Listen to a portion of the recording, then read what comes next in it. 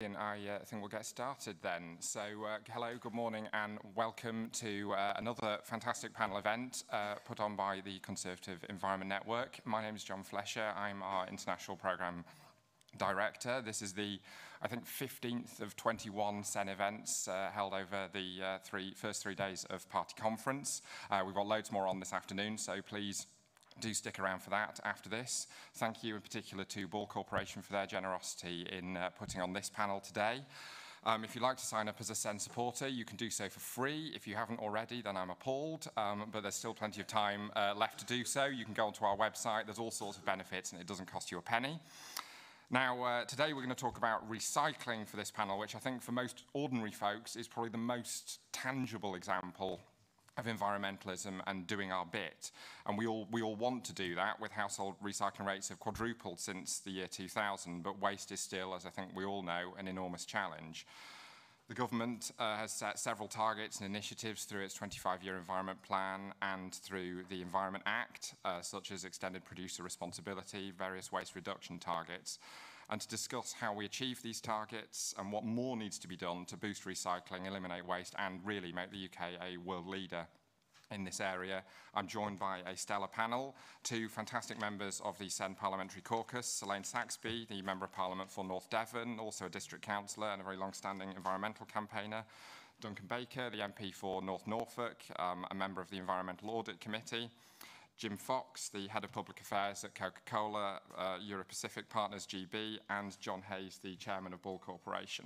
I should say John's unfortunately going to have to duck out a little bit early due to a train issue, and boy, haven't we had a lot of them recently, and will be replaced partway through by Carey Causey, who leads Ball's beverage packaging in Europe, the Middle East and Africa. I'm going to ask each of the panellists to make some hopefully quite short opening remarks, and then we'll hand over some questions, so do please get thinking. And I think we'll start with Selaine. Thank you very much, and good morning. As John has already alluded to, I'm a sort of a keen campaigner. I was Rebecca Powell's PPS as we eventually got the Environment Act through at Westminster, and I think given some of the conversations that have happened over the last 10 days, I think we all have a responsibility to deliver on our environmental commitments, and that the Act, we got it through, let's actually now make it happen. And I think we really need to be focused on solutions rather than worry about the problems. We can do this. My own district council, of which I am still a member, our recycling rates are very high. I am a diligent recycler, so please don't expect any sympathy from me about overcoming problems of the number of the containers. I'm still not sure that using plastic bags in the windiest part of the country to put your split paper and cardboard in, I mean, maybe your cans would be better, but I think there are some of the practicalities of it. But actually, the main issue that we find on the doorstep with regards to recycling is where was the truck, and the issues around the availability of truck drivers is actually far greater than whether or not people can put their food waste in a small green caddy. I personally, when I'm in London, rather miss it. I find it deeply distressing to put my food waste in my bin. So I am quite an ardent recycler. I think we need to really be focusing on solutions rather than problems, and recognising that perhaps in our enthusiasm now to deregulate as an administration, that we don't literally throw the baby out with the bathwater. Brilliant. That was incredibly quick, succinct, and very positive. So thank you very much, Selaine. There we go. I'll pass straight over to Duncan. Thank you. Thank you very much, John. It's very nice to be here this morning and see you all, not least because it's nice to sit down for an hour. And I say that because I know there are other people in the room that ran the London Marathon on Sunday. So John will have to crank me out of this chair with a high ab to just get me up on my feet after an hour of sitting here. I joined Parliament in 2019, and when we were asked to look at which select committees we ought to get involved in, I chose Environmental Audit Select Committee, not least because I recognise that the environment is going to be the most important set of legislative changes and amendments and passing of laws over the next generation, and that was why I particularly wanted to get involved in that select committee. I'm probably most notable for some embodied carbon changes and 10-minute rule bills, particularly within the construction industry. I come from a family business, and I know there's some people in the room.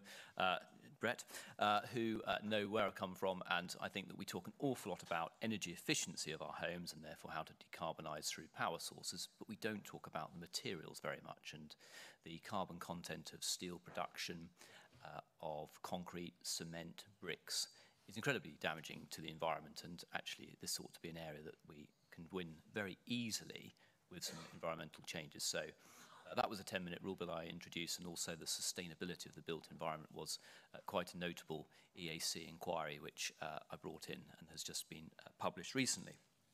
But it's really good to be here and also echo exactly what Selaine has said. I don't go home from a week in Parliament to my children showing me what they have managed to find in the supermarket this week, which obviously always costs a great deal more than the normal product, or whether it's where's the shampoo gone in a bottle. Oh, we've given up on that. We've now got bars of shampoo. Where's the butter gone? Well, we've not got any of that anymore. We've got things that are not in plastic tubs. Where has the washing liquid gone? We've changed that as well.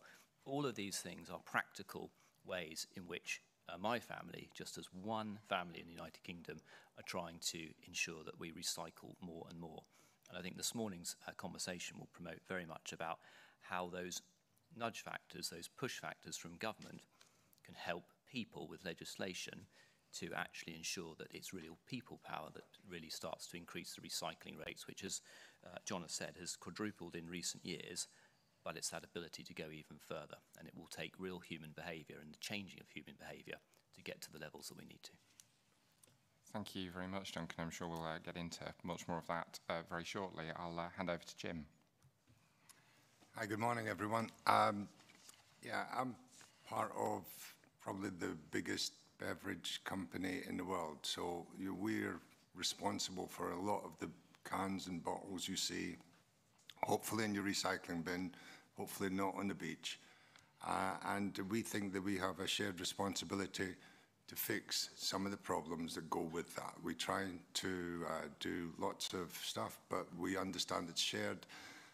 We work with another family, the family of food and drink manufacturers, and we are all working hard to try and alleviate some of the problems. We have a goal globally called the World Without Waste, and that sets us individual in each country a goal to collect every can and bottle that we put on the market, so the equivalent of every can and bottle, and we will do that by 2030. That's a global ambition. In this country, we're well ahead of that. We think we will be at something like 90% of that by the year 2024, 2025. And the last 10% is difficult. It's more about litter and oceans and streams and things. And we're working with other NGOs to fill that gap. We've been reducing our packaging impact for a number of years. We can do lots of things like lightweighting bottles, making the caps better, making the labels better, making the whole thing more recyclable. But the issue is more the circular economy. We can do lots of stuff individually, but if every one of us doesn't join up, putting it in the right bin, the bin goes to the right place. When it gets to the right place, something good happens to it and it comes back and we use it again. If that's not all happening, then it really doesn't matter how light our bottles are in the end. They still end up on the beach. We think change is happening. We think that that's good. It's driven by the ambitions for net zero. We have our own ambitions for net zero. We'll be net zero, we hope, by 2040. We certainly have greenhouse gas emission reduction plans to 30% by 2030. 40% of our net zero plans are to do with packaging. That's how important it is to us. It's a huge, huge issue for us, and we're working hard on it. We were the first supporters, the first big corporate supporters, if you like, of the deposit return system. I'll call it DRS in the future for people. In Scotland, they've gone ahead. They're starting theirs next year. England, not really sure when they're starting. Wales, probably starting sometime soon, but we're not really sure what it's going to be like. The reason I went into that level of detail is you could start to see that we're not joining up the circular economy. It's getting more and more fragmented. So even when you try to do the right things, you end up with a supply chain that's coming apart.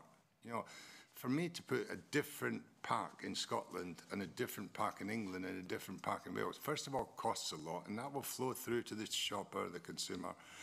But it just makes our country more inefficient. So the regulations, so that's the sort of timing and the scope piece that politicians can help with, and industry also has a role to play.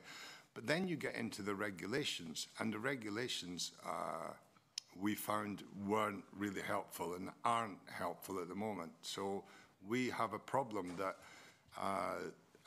the government has introduced a plastics packaging tax before they've introduced a deposit return system. Now, the deposit return system is supposed to supply the material to allow people to avoid the plastics packaging tax, which is already in place. And all of that's supposed to sit within an environment called the Extended Producer Responsibility Scheme. Now, I'm not going to go into the detail of that, but that's the overarching framework for that. We don't know how that EPR system is going to work. We don't know how it's going to connect with DRS.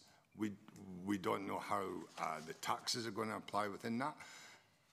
And when you're trying to do the right thing, that's sort of wearing. It gets in the way of doing the right thing. And that's why I'm here today, to try and make sure that everyone knows that we want governments, all the governments of GB and the UK, to get together and try and, can I say it, avoid the politics of this, the union versus nationalist politics and all the other politics, and try and get to a system where the environment comes first in this.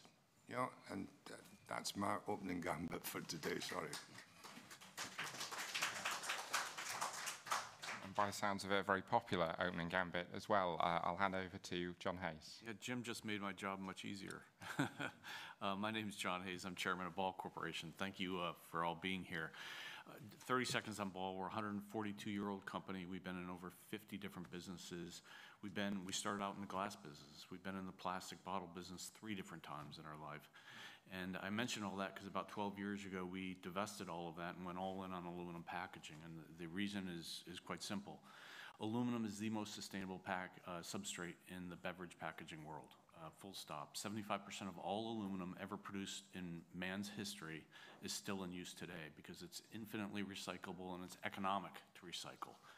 That's very important. So where that all leads me in terms of what we're talking about here is we don't have a recycling issue. We have as Jim said, we have a collection issue. There's recycling infrastructure in place that once you get your hands on the material, it can be recycled, whether it's aluminum, whether it's plastic, whether it's glass, etc. The problem is on the collection side. I often, as a non-UK person, I often think of London in particular, but the UK in general, as the leader in putting a focus and emphasis on the waste that we are creating. The problem, as Jim just said, is we have a series of legislation that's either half-baked or not baked at all that is not addressing that problem. The UK has an opportunity to lead here, and in fact, in 2019, you all know the Conservative Party put out their manifesto, which talked about DRS and having a comprehensive DRS. It went through the first consultation, people agreed with it, and now it's stuck somewhere in, and they have not come out with a second consultation. And as Jim had pointed out, Scotland and Wales are doing things different than England and Northern Ireland. Makes absolutely no sense. We have an opportunity right here, right in front of us, to do what the Conservative Party committed to in 2019. Have a simple, effective, comprehensive DRS system that will address the issue that we have, which is about collection and not necessarily recycling. Well, thank you very much, and I don't know about anyone else, but I'm wowed that we've had 4 panellists who've actually managed to follow the request to stick to time. I don't think this has ever happened in the history of Conservative Party conference, so there's a first. I'm going to briefly abuse my position as chair to ask a couple of follow-up questions, and then we've got a roving mic at the back that we'll pass around, so do get thinking questions of your own. You've all touched in different ways on some of the problems, and particularly on some of the collection problems. I wonder, given that so much of recycling relies on individual efforts, an individual sense of doing the right thing, which I think the vast majority of people want to do, whether we need to look at the issue of labelling and how clear what is actually on your what is on your product about its recycled nature. That could obviously tie into it going into the DRS, and whether it's simple enough at the moment. I mean, personally, I find I look at a product, it's got a little triangle with those arrows on it, it's got a number 4. I've no idea what number 4 means when I do it. I try to be very diligent. I don't think we're all as diligent as Selaine is over it, but if we want to make people, encourage people to do this, we need it to be as easy as possible. And how can we make it easier for individuals? Selaine, maybe you'd like to start on that.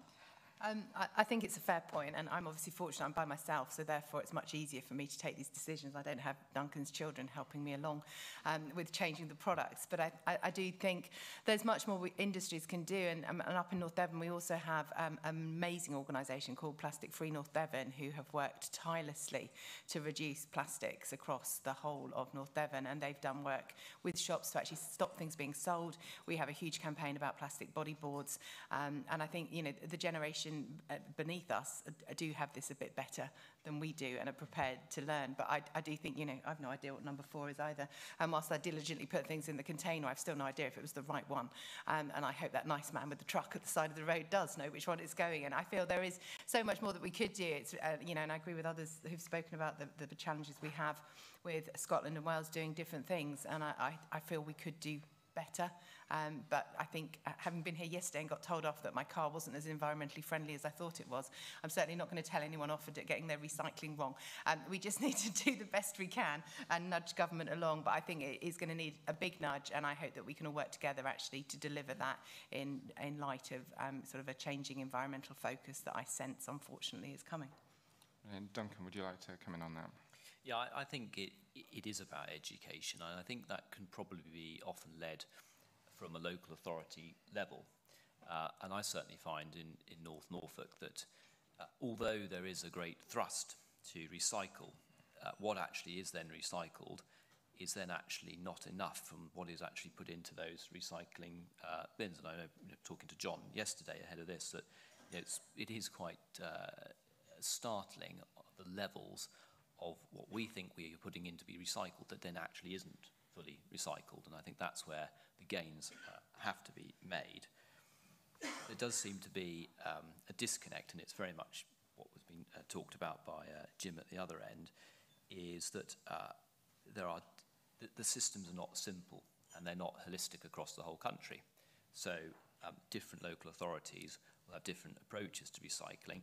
You know, I find it amazing that some local authorities don't look after waste food, for instance. There's a contract in North Norfolk, which is a district council led by Liberal Democrats, which is ironic because if they proclaim to be so environmentally friendly, they don't have a contract in place to actually deal with food waste. And I find that very, very strange. So that, I think there's a classic case of where we should really improve the legislation to ensure that local authorities are ensuring that there are minimum guarantees on everything that is done. Food waste should be done. We should make sure that the recycling systems are simplistic but understandable for people across the whole country. And that way we will improve those rates. I mean, I find in Westminster, where I live, within my household where I am, there is a real lack of recycling in comparison to what we do at home as a family. So in different cities there are different attitudes. We need to get into a point where it is, and it has moved on enormously. I mean, I think there is a genuine distaste for people who just throw a plastic bottle into a normal rubbish bin. It is generally frowned upon, and people do like to see that that goes into the recycling bin. But we need to make sure that education is the first priority, and that people really do understand what is happening and ensure there's a simple message across all of society to promote and move from the relatively low level to that very high level of pure recycling. Thank you, Duncan. And I'd certainly say, as someone who lives in a London council where 95% of the councillors represent the Labour Party, it's useless, and we could do with definitely a lot better across the board help. I'll turn to Jim and then to John. I wondered if you might both say a bit more about the deposit return scheme, which you've both already touched on where we're at with it, but I wonder if you could give us a sense of what a difference, assuming we can overcome some of the challenges you've identified, but what a difference this could actually make to the level of recycling in England or in the UK more widely. Jim, maybe you go first on that. Yeah, when we set out to support DRS, we assumed everyone was on the same page as us. That was probably too naive, but the facts are, we didn't support DRS until about 5 or 6 years ago. We thought the real route forward for a real circular economy was to get all the local authorities lined up and doing the same thing at the same time. That proved to be too politically difficult, and so our second best option was DRS. When we went to DRS, we then thought that the countries of Great Britain and the UK would line up. That didn't happen. Scotland still are going to press ahead with an August next year delivery time. Westminster, or I'll call it England for government purposes, will not be ready anywhere between now and 2025. Probably, they say it's late 24 at the earliest. I'm assuming that means sometime at least in 2025. And Wales are looking at England to see whether they follow or they don't follow, and if they do follow they follow with the same scheme or not? We're trying, as a business, to run a business in a reasonable, environmentally friendly, profitable way behind all of those moving parts. It's quite difficult to do, especially when you're asking people to make packaging plans for the future about what the future holds. We have ambitions to not just be more circular with our packaging, but to gradually reduce our packaging. I know that the end game is to try and start taking packaging out. So we have going back to refillable packaging and returnable packaging, and we've got all of those plans in place.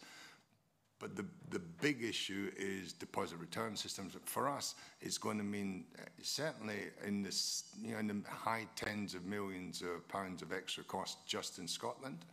If you extrapolate that for England and Wales, it's in the hundreds of millions of pounds of additional costs, and we just don't know if it's all going to work. So if it was your money, you wouldn't spend it, and we're really getting to the stage where we think, should we have supported this or not? We did support a well-designed system. We're not getting a well-designed system. Should we just step back a bit and think again? In terms of the labelling, I think people got to realise that labelling is a competitive issue. What it says on the label really is a reputational thing. So if someone's selling a pack that says it's recyclable, that's a better pack than somebody that's not got that on the label. So every manufacturer wants to put something called recyclable on the label, whether it actually adds up to anything or not. We think that there's often a cry that says that government should keep out of things and let business do the right things. On this particular subject, I don't think that's right. I think government have got a role to play to set standards there, and to set standards that are away from industry and hold industry to account on those standards. I think that our business is ready to step up to those best standards. They need to be universal. Thank you, Jim. John.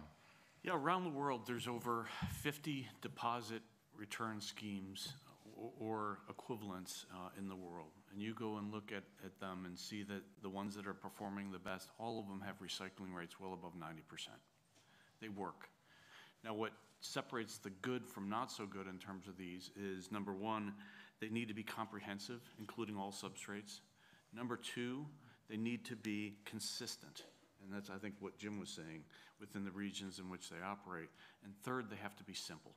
And if you're able to design an efficient DRS system, they work.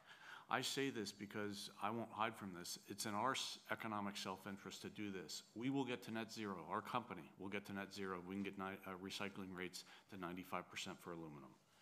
They're 98% in Germany right now. They're over 95% in the Nordic regions. All the regions that have well-established, clear, consistent, and simple deposit return schemes. It works, but we have to get back to realizing and remembering what we're trying to do here. We're trying to eliminate waste at the end of the day. And we are making it so complicated that it's actually getting in the way of what we're trying to achieve. Brilliant, thank you. Well, over to you in the audience. We've got a mic. Please, short, sharp questions. I will allow you to make a point as long as it's one sentence long and ends with a question mark. So I'll go to the lady over here at the front. I'll take another couple after that, and then we'll pass along the panel. Oh, it's just coming now. Very simple question. I'm a county councillor, by the way. Why isn't the DRS system in place in the UK? You know, what is the problem of it coming out of Westminster? Okay, and then I'll go to the gentleman in the blue shirt on the aisle here.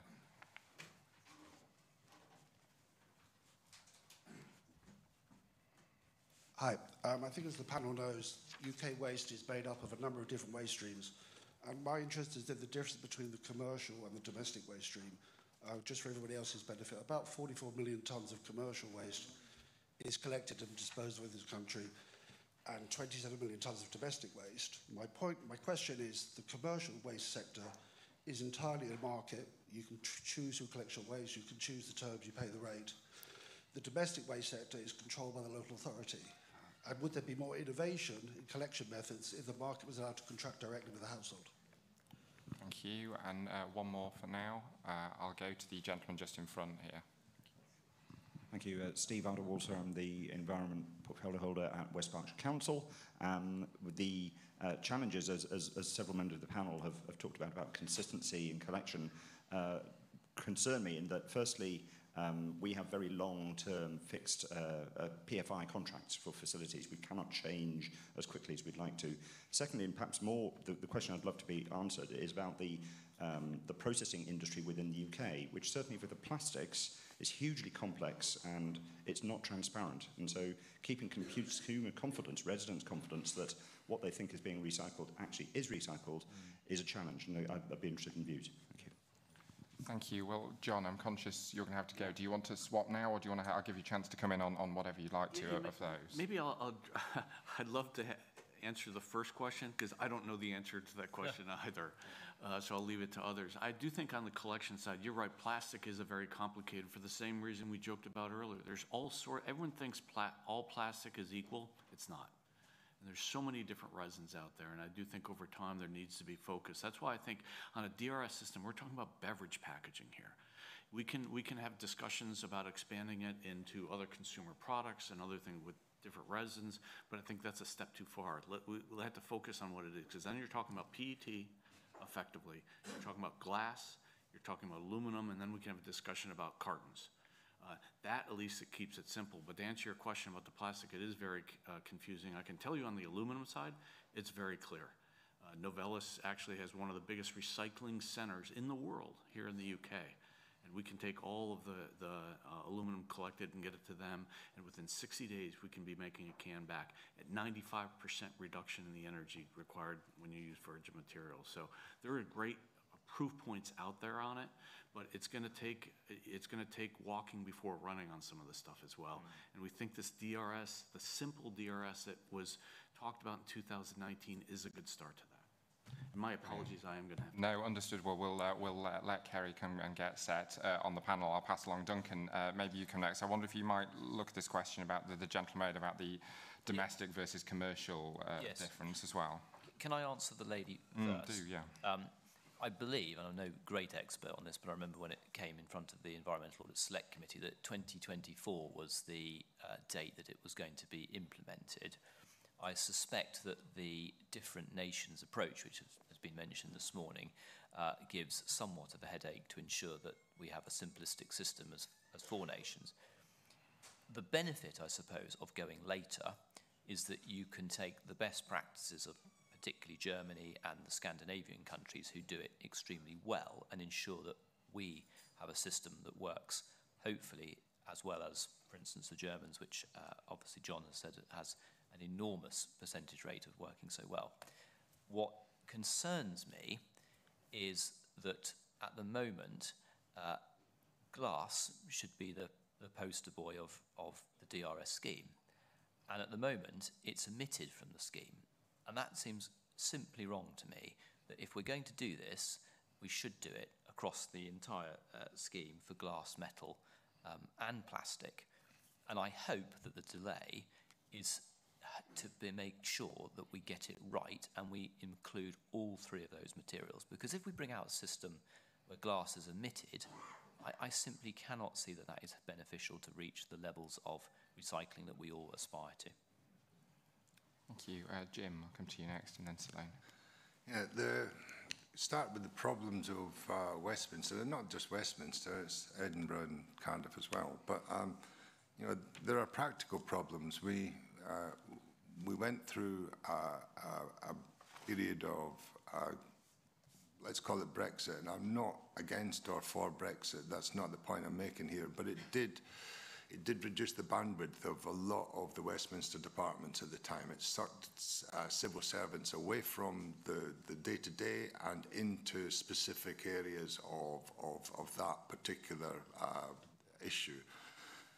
That was followed by COVID, and that happened again. So for my particular example, I'm now dealing with, in Westminster and DEFRA, the 4th group of civil servants on this issue in 3 years.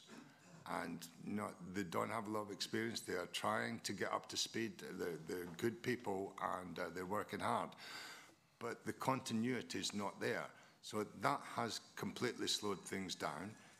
In Scotland, it's different. They're trying to speed things up because they want to be different.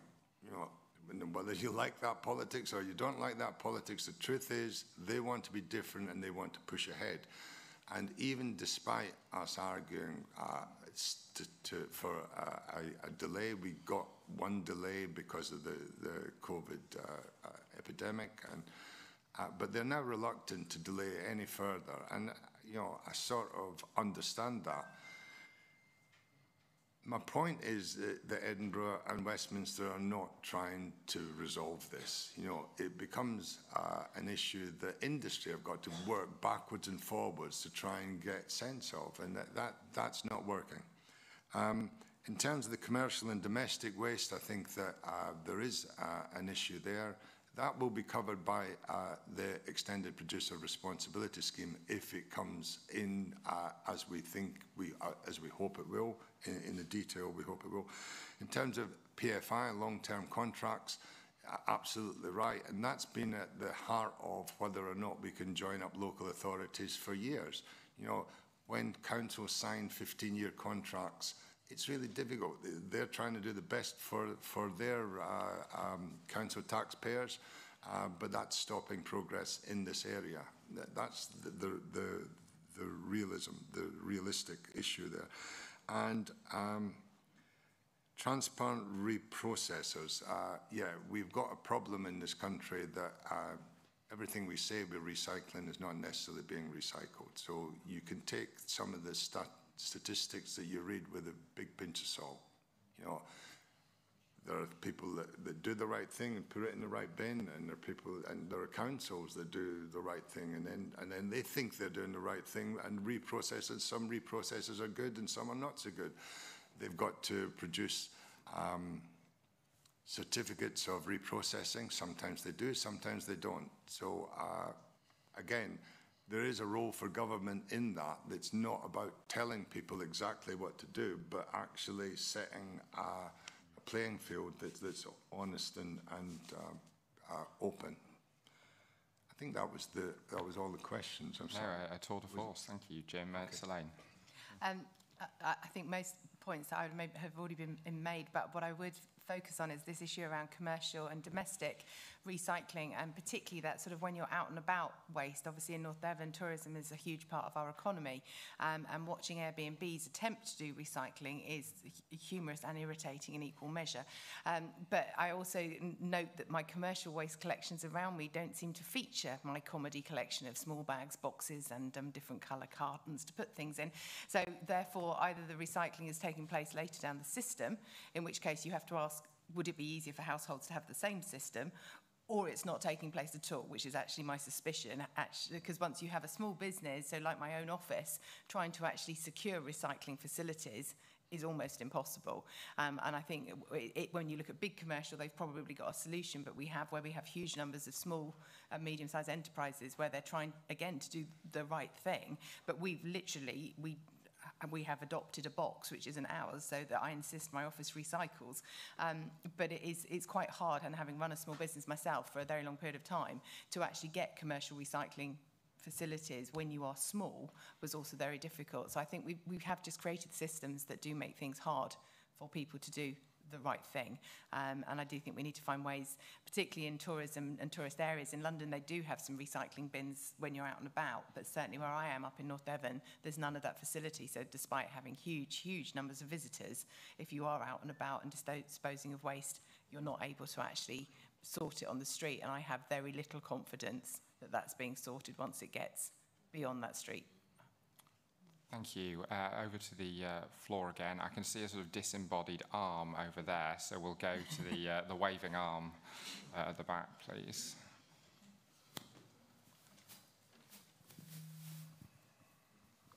Yeah, thanks very much indeed. I'm Councillor Mark Whittington from South Casteven District Council in Lincolnshire. I'm the Cabinet Member for Waste Services, Environment and Climate Change. So I'm dealing with sort of recycling on a daily basis as part of the portfolio.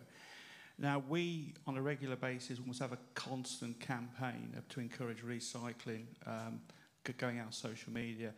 We still have, unfortunately, pockets in our district, and it tends to be where there's a mixture of houses and flats, because those people living in houses have different bins, whereas those in flats have bags.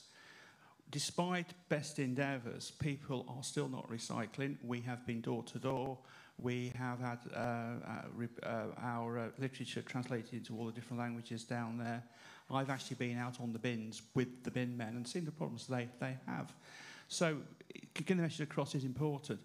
But my main concern is that we've got the Environment Act of 2021, which imposes upon local authorities an awful lot of different waste streams: food waste, green waste, separate paper and card, and all this kind of stuff. Now, my background is as an accountant. The first thing I did when I got the portfolio was, how much is this going to cost? And it's going to cost South Casteven District Council, and our budget's at 18 million quid a year, with a waste budget of 3, and an additional £5 million a year to implement the Environment Act. So my question is, at a time of austerity, when our funding's going up by 2%, our inflation is 10%, we've currently got almost a £1.5 million gap on our main funding, where can I find 5 million quid? As much as I really do want to do the Environment Act, where do I get the money from? Thanks. Thank you, and I'll take a couple more. There's a lady, I think, in green or yellow in the middle there, who I could just see.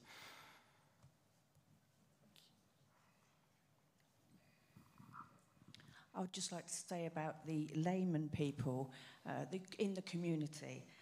We come from where this young man, South Casteven, South Holland, we have green bags, black bags. We are getting told continuously, if you crush in your hand waste, that goes in one bag, but if you can't crush it, that goes in another. Then we get, you must take your bottle tops off, or you can put that in. There's so many mixed, as in the community, mixed questions that people are asking. At one point, we had what they called the wheel. So everybody in the community, and I'm going back 10 years, was given the wheel. And remember, I'm talking about the general people, not the people in this room, the general people in the community that have no idea what we're talking about. and there's the wheel, and it showed you, as you moved it around, where you should put it. But of course, everybody's got rid of that. No one seems to know what to do in our area, what to chuck, what to keep, what to put where. So really, somebody in the government or in the council, they need to be putting more into the community somewhere. And is there something that somebody can do about that? Thank you. And one more from the gentleman at the front, who I know is going to ask a very short question.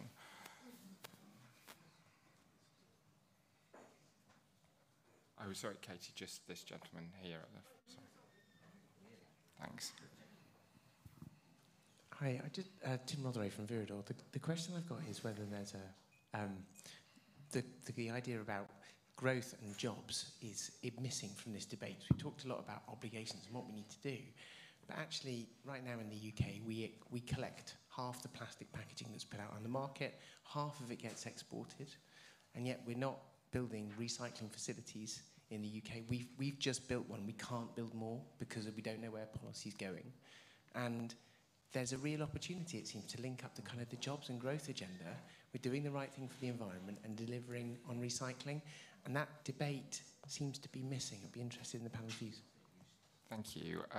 Duncan, maybe I'll come to you first on this. I'm trying to get you to answer the gentleman's question about the costs of implementing the Environment Act obligations, and maybe something about the lady's question about some of the mixed messages as well. Yeah, I think the arm from Lincolnshire was absolutely right. Before I was a Member of Parliament, I was a district councillor and portfolio holder for revenue and benefits. So entirely get your point that actually the funding constraints on district councils is going to make it prohibitive to actually enact some of these changes. And there's only so much that you can do with your revenue assets at a district council level to be able to end up with a greater surplus to be able to invest in doing some of the things that we're from government trying to impose down on you. So and I was an accountant as well, by the way, before I turned up into this job. So the simple answer is, if it's going to be done effectively, then these changes have probably got to be given in the greater grant share to local authorities from the government. I don't see how, in this scenario that you've outlined, just how you can raise that many millions to be able to implement without the core grant coming from government. Now, it plays quite nicely into what the gentleman said at the end there, that actually doesn't all this fit together with the growth plan, because yes, if the growth plan works and you do grow a greater share of Treasury income, you should be able to then ensure that local authorities are funded in a better way. So, there's a straightaway plea that when I have conversations with people, that we cannot run services from, whether it's a county or a district level, without the adequate funding from the government. And I do think that's important, and I get that because I was in your shoes at one time. The lady that talked about the simplification of the systems and the lack of understanding in communities, I mean, that's exactly what I said in my comments earlier on. There is a real problem with that, and it's why we're not reaching the levels of really high levels of recycling, because there is a real lack of understanding, and there are different areas of the country doing different things at vastly different rates of recycling. And we talked about where I am in Westminster, with Selaine has talked about a high level of tourism occupied areas. Well, North Norfolk's not hugely different to some of the areas of the southwest. And yes, people are not, when they are away on holiday, are not paying attention to the vast quantities of waste that gets thrown out and making sure that it's appropriately recycled. So there are real challenges there. My view on all this is that a government is an enabler. The government has to be the enabler in sometimes allowing the legislation to help shape some of our behaviour and push it in the right direction. But it can't do all of the job, and it comes back to what I talked about earlier on, is it comes down to human behaviour. But that has to be led probably from very, very strong. I mean, I like the way the gentleman said that, there's lots of, I think it was the lady actually, lots of information locally to try and help people understand. But, we've got to really get on top of this, because it's not where we need to be. We can do so much more if people really understand the actions that they're taking, where that recycling is going, and what they're doing with that waste. You know, so it is a challenge, but it's clarity of message, and I can't see any other way.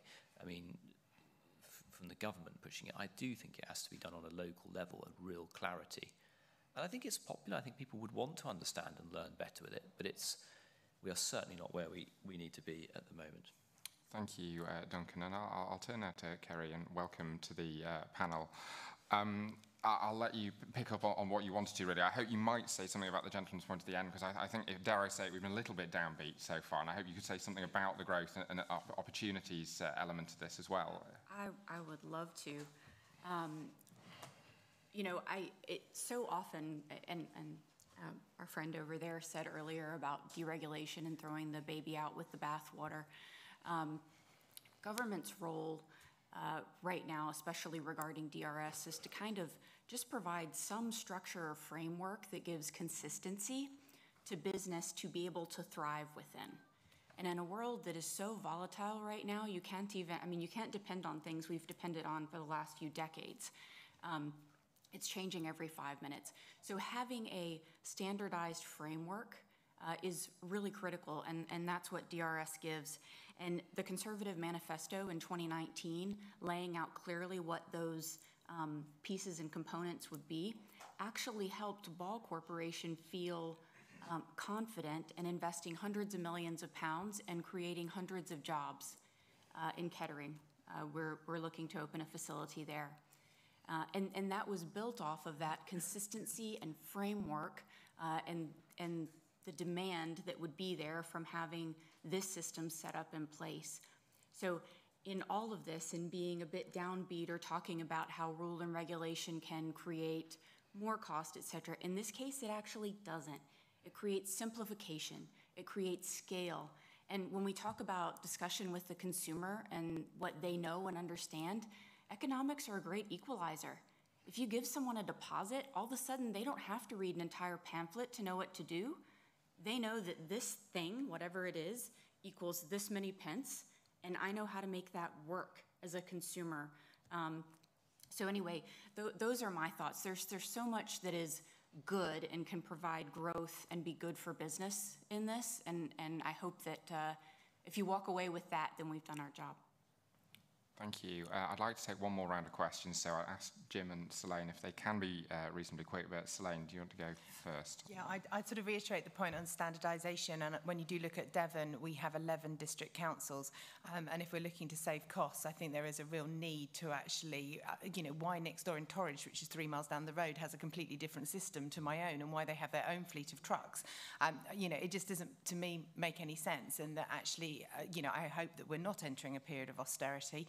It's not what I was elected to deliver, but I do think that we need to look at some of our council structures, and I'll say something controversial, and I really do feel at this point in time, is it a good use of money to have multiple layers of councils all doing the same thing differently, and that actually a slightly more strategic approach, potentially down the whole of the peninsula where I am for Devon and Cornwall, because the reality is it's not really going out to sea, it's coming into land somehow.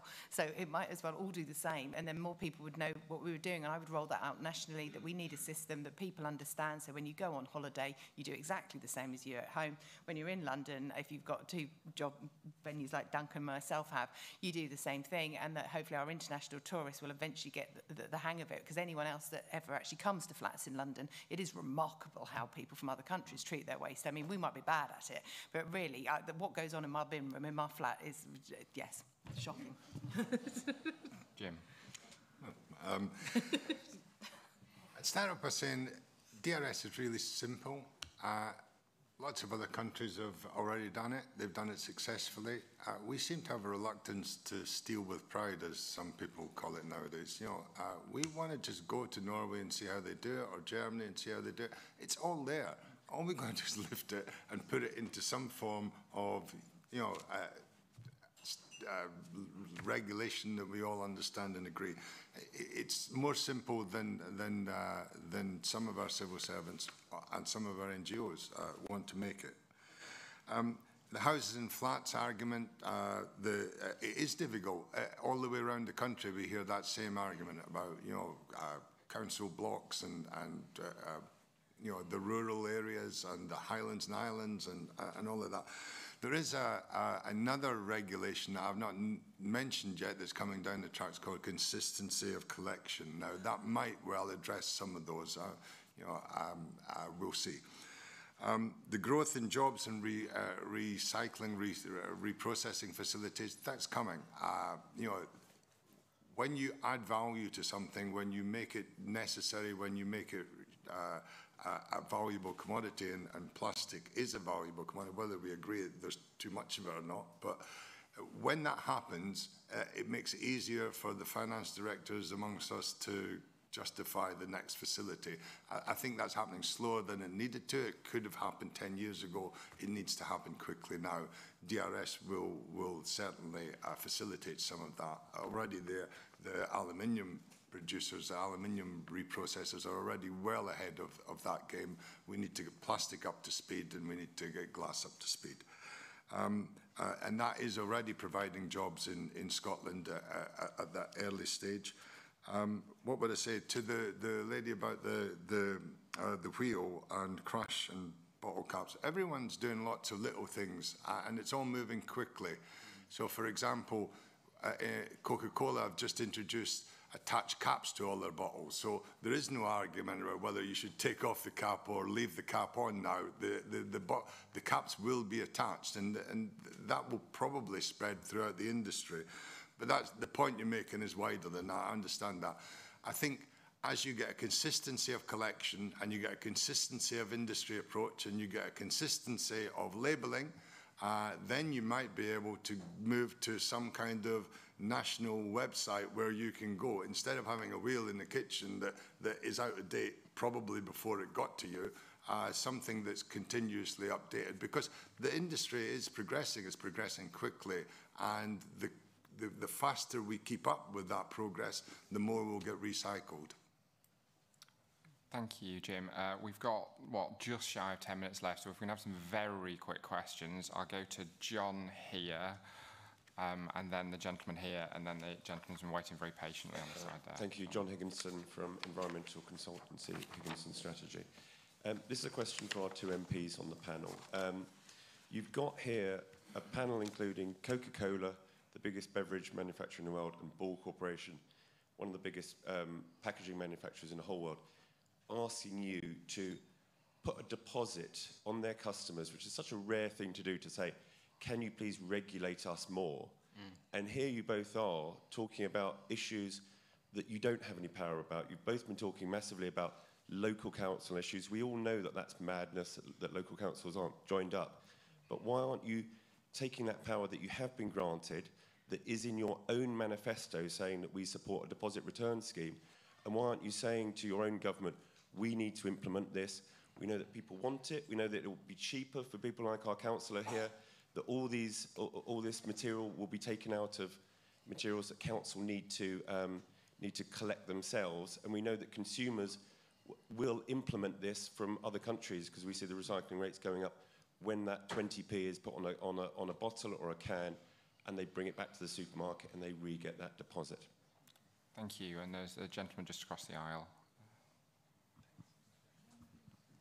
Hi, Trevor Hutchings from a company called GemServe, and we specialise in market-based schemes and have been advising on the EPR scheme administrator.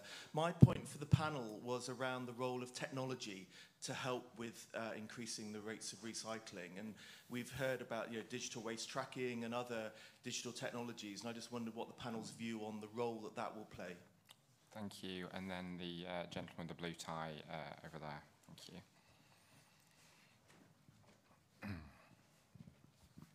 Thank you very much. I'm Robert Smart. I'm leader of the opposition in Eastbourne, but for my sins, I sit on the board of a waste collection company, and it drives me nuts. So forgive me. My concern really is perhaps one of leadership. And I mean, I'd like to make two comments, to follow up on two comments Selaine has made. One where I agree with her, but one where I don't. The first one is in terms of nudging people. Frankly, we need a bomb under this. At the end of the day, if we move on to leadership, which I think that both of our commercial guests have effectively fairly sotto voce have criticised effectively, there is a vacuum of leadership here. And, you know, frankly, the issue is, where is the DEFRA minister or the DLUC minister who's got to get hold of this? Because although we have an Environment Act, and I'm delighted to hear from the guy from Kesteven, I'm also an accountant, how much it's going to cost. Right? There's an awful lot more to do. And it isn't rocket science. Where I agree with Selaine is that, you know, we shouldn't have 200 different councils doing 200 different things. You know, there's best practice. You know, but we need a bomb under this. Thank you. Thank you. We've not got hugely long left, so I'll go along the panel, starting with Jim and along, and maybe you just pick out, you've got DRS, the role of tech, and the vacuum of leadership. As gentlemen. Yeah, the bomb under this might well start with deposit returns. The 20p will actually activate a lot more shoppers and consumers than currently. So the motivation will be getting your 20p back, and that will be quite a sizable motivator, I think. Technology. I think the biggest technology thing coming down the tracks on this particular subject is a thing called digital DRS. We have issues with that at the moment. We think it's in its early stages, and Wales in particular are embracing that technology. They want to digitize every pack, every single bottle differently, so that we know where it is and we know when it's deposited, when it's recovered and things like that. And the principles of that are absolutely great. And we think in years to come that will certainly be where we'll end up. Right now, the technical capabilities of our factories can't match that. You know, to put an individual label on every single bottle when we only put a label on every different type of bottle at the moment is difficult. We are working with people like Ball to try and up the speeds of of how we mark our products. We think we're around about 30% of the speed we need to be at to comply with that future thinking. But what we would ask at the moment, and I've already asked Wales at the moment, to just slow down and go more to a traditional tried and tested scheme, get that working, and then if we need to, we can evolve from there. But right now, we don't think it works for us, and we don't think it's affordable. Thank you, Selaine. Maybe you'd like to pick up on John's point here about the DRS. I'm very flattered that John thinks we have so much influence as MPs. It's been one of the huge frustrations, actually, of this role is the things that you can influence and those that really you do feel like you're banging your head against a brick wall. So, you know, I share your frustration. What I have written on the top of my piece of paper while I've been in here today is to get some written parliamentary questions from CEN to go in and ask where is the DRS scheme, because I know my inbox is full of it. And I think for those of you who haven't signed up to CEN, I'm just going to give them a free push, and that we do rely on caucuses like this one, and they do really fantastic work to give us that voice as MPs where we actually do need to speak out, and we are half of the backbench, our CEN MPs, and that actually when we do that with them, we do have perhaps the power that you need us to. And so I'm hoping that somebody from CEM will send me some written parliamentary questions, and I will be very happy to put those in, and because I also have no idea where the DEFRA minister is either. Brilliant. Well, I've seen the thumbs up from Kitty there, so challenge accepted. Duncan? I think John's absolutely right.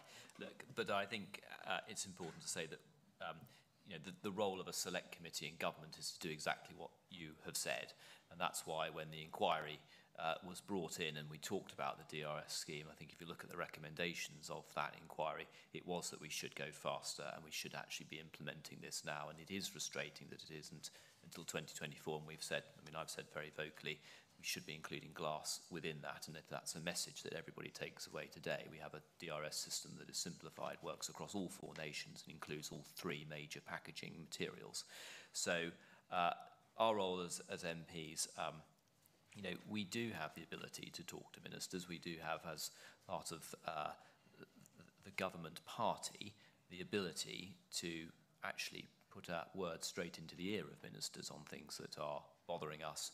So I think we do have a powerful position. Yes, okay, it doesn't necessarily mean that tomorrow we have those changes come through, but you do have that ability. to be able to influence. And the way the parliamentary role, the way I have learned, is MPs within the governing party are like a pack of hyenas. If you have got a collective group all pushing in that same direction, then you can achieve some real great change.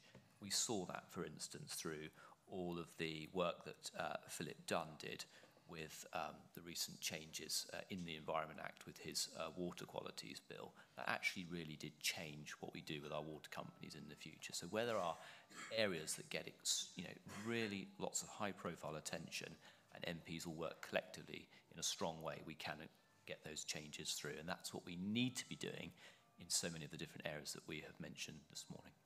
Thank you. Final word to Carey. Yep. Two quick things. One on the technology question, which I really appreciate. In the case of aluminium cans, we actually print the labels. And so the need to develop that technology sits with us. And if we have clear direction on DRS, we can allocate R&D resources to solve those problems. Without clear direction and structure, it's very hard for us to hire PhDs and engineers and other people to figure out how to do these very technical things at 2,000 cans per minute. So we can make this even better, but we just need that structure to be able to climb and build from. And then the last thing is just thank you for the open dialogue today, and I look forward to the action that comes. Thank you very much. I will just do a final plug. Selaine's already mentioned it, but there seem to be a lot of councillors in the room. If you're not a member of the Conservative Environment Network, Councillor Network, then please join. We do an enormous amount to help, lots of events, lots of resources, lots of people to meet, so please do sign up via our website. It just leaves me to say thank you all very much for coming. Thanks very much to our panel. We've got another event coming up in half an hour, which is using artificial intelligence to reach net zero, shortcut or short circuit, which promises to be very interesting as well. Thank you all very much.